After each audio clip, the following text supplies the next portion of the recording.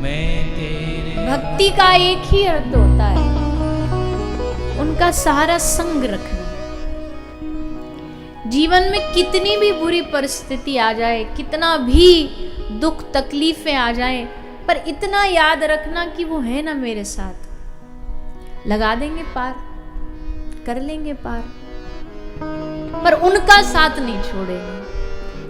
जब दुख संकट की घड़ी आती है तो दो चीजें हैं, या तो आदमी बिखर जाता है या आदमी निखर जाता है।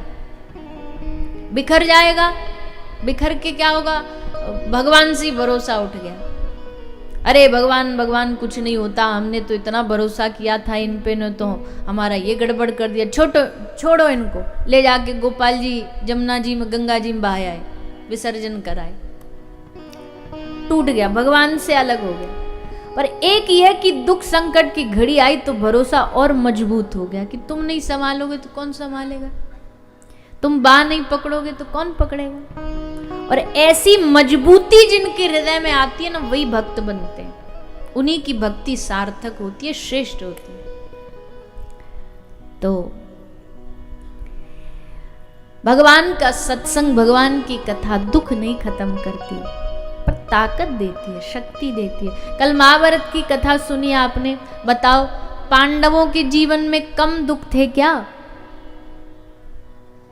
कितने दुख थे, लेकिन कृष्ण संग खड़े थे तो उन्हें पता था कोई बात नहीं, यही युद्ध जिताएंगे, जैसा तुमको करना करो। भगवान पे छोड़ दिया, और भगवान पे जब छोड़ा तो देखो भगवान ने क्या राजनीति बनाई। कृष्ण से बड़ा संसार में आज तक कोई राजनीतिज्ञ नहीं हुआ है। इतने बड़े राजनीति से चले पूरे महाभारत के युद्ध में, गलत नहीं किया कुछ भी, लेकिन अपनी बुद्धिमत्ता से, अपने चातुर्य से पूरे युद्ध को एक तरफा 5 पांडवों के पक्ष में ले आए। ऐसा इतिहास में आज तक नहीं हुआ। जब भी दो गुटों का युद्ध हुआ तो बराबरी में हुआ, यहां कोई बराबरी नहीं थी। कौरवों के पास नारायणी सेना थी और पांडव बेचारे अकेले, पर कृष्ण ने कहा मैं हूं तुम्हारे खेमे में और मैं अकेला ही सब पे भारी हूं, मैं अकेला ही काफी, मुझे किसी सेना की और फौज की जरूरत नहीं है। कृष्ण जहां खड़े हो जाएं, लाइन वहीं से बोलिए ना, बोल दो ना प्यारे प्यारे मुखड़े से। कृष्ण जहां खड़े हो जाएं, भैया लाइन क्या, दुनिया ही वहीं से चालू होती है, सब कुछ ही वहीं से शुरू होता है। अब जब ये खड़े ही हो गए पांडवों के पक्ष में, तो मजाल है किसी के हरा दे, आंख उठा दे, खड़े हैं। अभिमन्यु को मार दिया गया सबने मिल करके। श्री कृष्ण ने, अर्जुन ने कहा अब मैं मेरे पुत्र को मारा, और वो भी उसका मूल कारण जयद्रथ था। जयद्रथ ने रास्ता रोके रखा, भीम को भीतर जाने नहीं दिया, इसलिए इसके कारण मर। मैं अर्जुन प्रतिज्ञा करता हूं कि कल सूर्यास्त से पहले पहले मैं अर्जुन जयद्रथ को मार डालूंगा, और अगर मैं ये नहीं कर पाया तो मैं सबके सामने अग्नि समाधि ले लूंगा। अब बस इतना सही तो करना था, सूर्यास्त से पहले पहले जयद्रथ को बचा के रखना था। दुर्योधन ने ऐसी योजना बनाई, सारी जितनी भी सेना, जितनी भी सिक्योरिटी, सब जयद्रथ की सुरक्षा में लगा दी। बोले पहुंच न जाए बस अर्जुन, कुछ भी हो जाए भाई, इतना सा शाम तक रोक लो उसे। सारी सेना लग गई।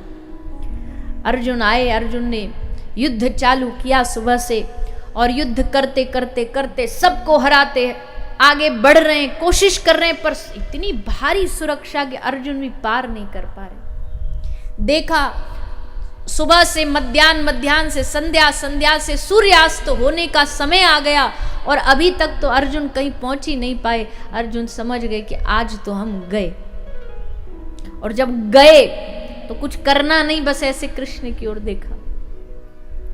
ठाकुर जी बोले,